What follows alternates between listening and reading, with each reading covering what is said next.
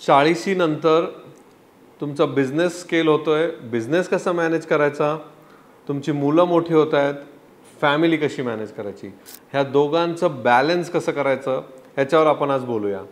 हा फार critical topic आहे. ह्याच्यावर मी बोलेल की टाईम मॅनेजमेंट किती महत्त्वाचं आहे, डेलिगेशन किती महत्त्वाचं आहे, प्रायोरिटीज काय असतात, प्रायोरिटीज कशाला द्यायला पाहिजे, या सगळ्या गोष्टींवर आपण आज बोलूया. हा माझ्याही खूप जवळचा टॉपिक आहे, कारण मी पण ह्याच्यातनं गेलेलो आहे. राईट, की काय करायला लागतं आणि काय मी पण काय चुकलो असेल पण काय करायला लागतं. मला काय वाटतं, पहिली गोष्ट तुम्ही ट्राय करा, कारण इट इज ऑल अबाउट जर तुम्हाला हे दोन्ही मॅनेज करायचे आहेत. कसं आहे, 40 नंतर तुमचा बिझनेस पण स्केल होत आहे, म्हणजे तिथे तुम्हाला बराच वेळ द्यायचा आहे. राईट, आणि मुलंही मोठी होत आहेत, मुलांबरोबर पण टाईम स्पेंड करायचा आहे, फॅमिलीबरोबर पण टाईम स्पेंड करायचा आहे.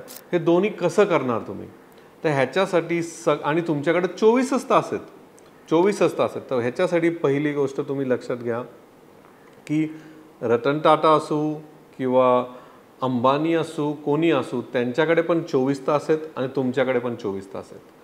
फरक काय आहे की ते त्यांचा टाईम कसा मॅनेज करतात, ते त्यांचे टास्क कसे डेलिगेट करतात, म्हणजे दुसऱ्यांकडनं करून घेतात. हाच फरक आहे. वेळ सगळ्यांकडे 24 तास आहे. राईट, तर हे पॉसिबल आहे. It is possible. कसं मॅनेज करायचं टाईम मॅनेजमध्ये अजून एक खूप महत्त्वाची गोष्ट आहे.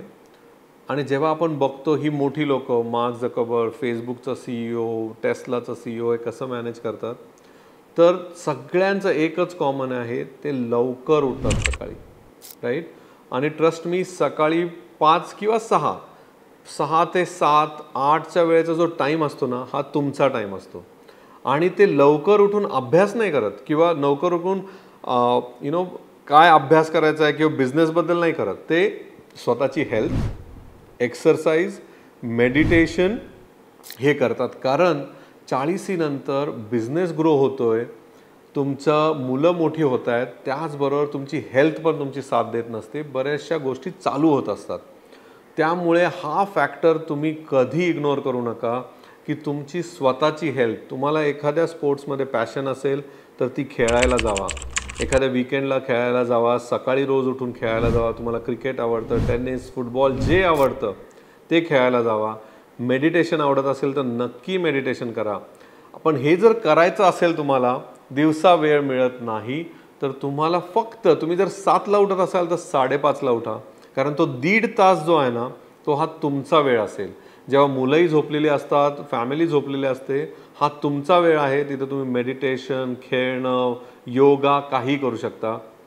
तर हेल्थला तुम्हाला इग्नोर करून बिलकुल चालणार नाही. मला काय वाटतं, जर तुम्ही, याच्या काही टिप्स आहेत की जर जमलं तर तुम्ही ॲनालाइज करा की तुमचं ऑफिस, स्वतःचं ऑफिस आणि घर हे जर लांब असेल तर ह्याच्यात काय तुम्हाला चेंज करता येईल का, ऑफिसला घराजवळ नेता येईल का किंवा घर ऑफिसजवळ नेता येईल का, हे एक ट्राय करा प्रयत्न करून. कारण आपला न कळत गाडीमध्ये, ट्रॅफिकमध्ये बराच वेळ जातो. हा वेळ वाचवायला प्रयत्न करा. दुसरं, छोट्या छोट्या गोष्टी आहेत आपल्याला कळत नाही टाईममध्ये. काय असतात की आपल्याकडं घरची कामं पण भरपूर असतात, ऑफिसमध्ये पण नॉन प्रोडक्टिव्ह कामं पण असतात आणि घरी पण नॉन प्रोडक्टिव्ह कामं असतात. तर तुम्हाला ह्या ज्या गोष्टी पहिल्या सॉर्ट करा. म्हणजे काय की लेट्स से तुम्हाला काही ऑनलाईन पोर्टल वापरता येतील का. लेट्स से किती जरी तुम्ही बिझनेसमॅन असाल, तुम्हाला घरी किराणा आहे, भाजी असते, कधी मुलांना काय लागतं, ह्या सगळ्या गोष्टी लागतात.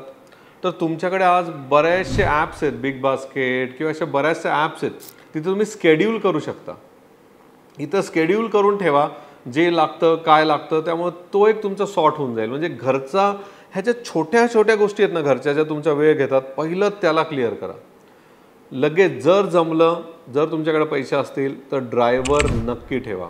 ड्रायव्हरचं काय होतं की लेट्स से मुलाला क्लासला सोडायचं आहे किंवा मुलाला कोचिंगला घेऊन जायचं आहे, ह्या गोष्टींमध्ये तुमचा जर वेळ जातो आहे तर त्याच्यासाठी एक सिस्टीम लावून ठेवा आणि ती पण एक तुमची सॉर्ट होऊन जाईल. राईट, तर म्हणजे बेसिक गोष्टींमध्ये आपला न कळत वेळ जात असतो, त्याला तुम्ही पहिलं कंट्रोलमध्ये करा. हे सगळं केल्यावर तुम्हाला लक्षात येईल की आपले दिवसातले 2-3 तास तर आरामशीर वाचतात, जस्ट ह्या 2-3 टिप तुम्ही इम्प्लिमेंट केल्याने.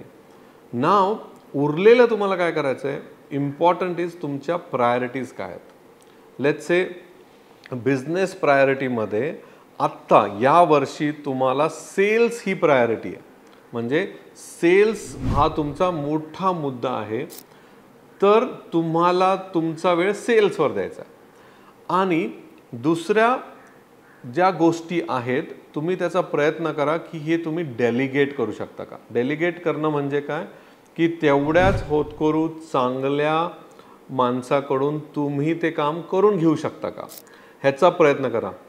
म्हणजे इतकं स्ट्रिक्ट राहा ह्या डेलिगेशन किंवा तुमच्या टाईमवर की आज तुमच्याकडे कोणी आलं आणि म्हणाला की बिझनेसमध्ये फायनान्समध्ये हा प्रॉब्लेम आहे, राईट, पण तुम्हाला माहिती की तुमचा फोकस सेल्स आहे, तर तुम्ही त्या फायनान्सवाल्याला म्हणा, तुमच्याच टीममधला आहे तो फायनान्सवाला, त्याला म्हणा की तू प्लीज स्वतः अभ्यास करून ये, माझ्याकडे एक 2-3 सोल्युशन घेऊन ये, त्याच्यातलं मी एक चूज करेल, पण मी माझं डोकं तिथं नाही लावणार कारण माझा फोकस पूर्ण सेल्सवर आहे, राईट. ह्यांनी 2 गोष्टी घडत आहेत.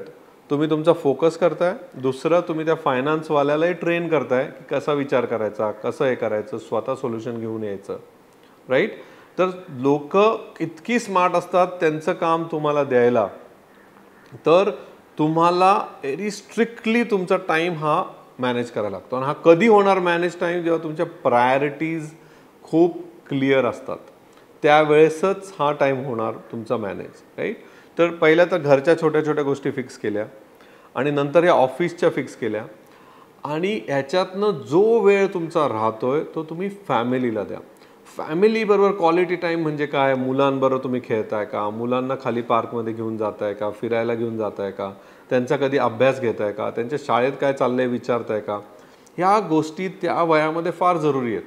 तिथे तुम्ही नक्की वेळ द्या, नक्की म्हणजे नक्की वेळ द्या मुलांमध्ये, पण त्याच्यासाठी तुम्हाला आधी तुमच्या प्रायोरिटीज सेट करायला लागतील.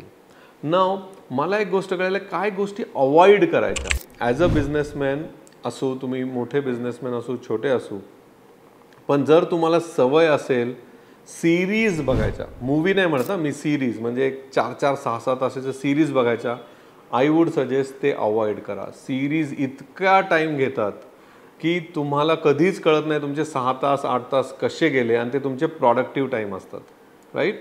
ठीक आहे, 3 महिन्यातनं एकदा 6 महिन्यातनं एकदा तुम्ही लिहून ठेवा ह्या मला सिरीज बघायच्या, त्या बघा, इट्स ओके, राईट. कधी बोर झालं आहे, खूप प्रेशर आहे, बघितलं ठीक आहे, पण सिरीज ही फार मोठी एडिक्शन आहे आणि ही सोशल मीडियापेक्षा मोठी टाईम कन्झ्युमिंग एडिक्शन आहे.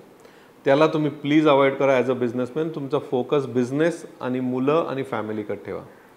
दुसरा, तुम्हाला मूवी बघायची आवड असेल तर काही लोक मलाही माहिती आहेत बिझनेसमॅन ज्यांना रोज ऑल्टरनेट डे मूवी बघायला लागतात, ते काही करून 2 तास वेळ काढतात मूवी बघायला. प्लीज अवॉइड करा, कारण तो टाईम जो आहे तो तुम्ही मुलांबरोबर टाईम स्पेंड करू शकता, फॅमिलीबरोबर, वाईफबरोबर, पेरेंट्सबरोबर टाईम स्पेंड करू शकता. मूवी रोज नाही, कधीतरी आठवड्यातनं एकदा ठीक आहे, राईट. आणि तिसरी, विच इज व्हेरी डिफिकल्ट, पण ॲज अ बिझनेसमॅन आणि तुमचा जर गोल मोठा आहे, तुम्हाला जर मोठं काय अचीव करायचं आहे, तर सोशल मीडियामधून लिमिटेड टाईम ठेवा आणि त्यातनं बाहेर पडा. म्हणजे कधी कधी आपल्याला कळत नाही की आपण रील्स सोशल मीडियावर 4-4 तास घालवतो, आपल्याला खरंच कळत नाही, राईट. हां, तुम्ही काय एज्युकेशनल्स बघताय, यूट्यूबवर काय बघताय, एज्युकेशनल आहे, ठीक आहे, पण तरी पण तुम्ही त्याला एक टाईम लिमिट द्या की दिवसातनं 1 तास 2 तास बघेल, which is fine, right. But आपला बराचसा वेळ त्या सोशल मीडियावर जात असतो. ह्या 2-3 गोष्टी अवॉइड केल्या तुम्ही आणि तुमच्या प्रायोरिटी सेट केल्या आणि तुमच्या बेसिक गोष्टीला जर ठीक केलं, बघा तुम्ही एक दिवस असा येईल तुम्ही म्हणाल वाह आज मी निवांत बसलोय, मी काय करू. तुमच्याकडे वेळ मिळेल की चला बिझनेस ग्रो कसं करायचा ह्याचा व्हिडिओ बघू, किंवा बिझनेस ग्रो कसा करायचा ह्याचा एखादा कोर्स करू, किंवा नाही आज काहीच नाही करायचं, मुलांना घेऊन कुठेतरी फिरायला जायचं आहे, किंवा राईट, ह्या गोष्टी येतील आणि सिम्पल गोष्टी आहेत. ह्या सिम्पल 4-5 गोष्टी तुम्ही केल्या ना, तर नक्की तुमचा वेळ, लाईफ बॅलन्स होईल तुमच्या बिझनेसमध्ये आणि मुलांमध्ये आणि फॅमिलीमध्ये. हा व्हिडिओ पाहिल्यावर तुम्हाला जर असं वाटलं की माझा बिझनेस मला ग्रो करायचा आहे किंवा नवीन काहीतरी चालू करायचं आहे, तर मी एक कोर्स लॉन्च करतोय, त्याची माहिती या डिस्क्रिप्शनमध्ये आहे, तर तो कोर्स तुम्ही नक्की जाऊन बघा आणि त्याचा लाभ घ्या. आणि नक्की त्या कोर्सच्या 15 चॅप्टर नंतर तुम्हाला क्लॅरिटी येईल की काय करायचं आणि काय नाही करायचं.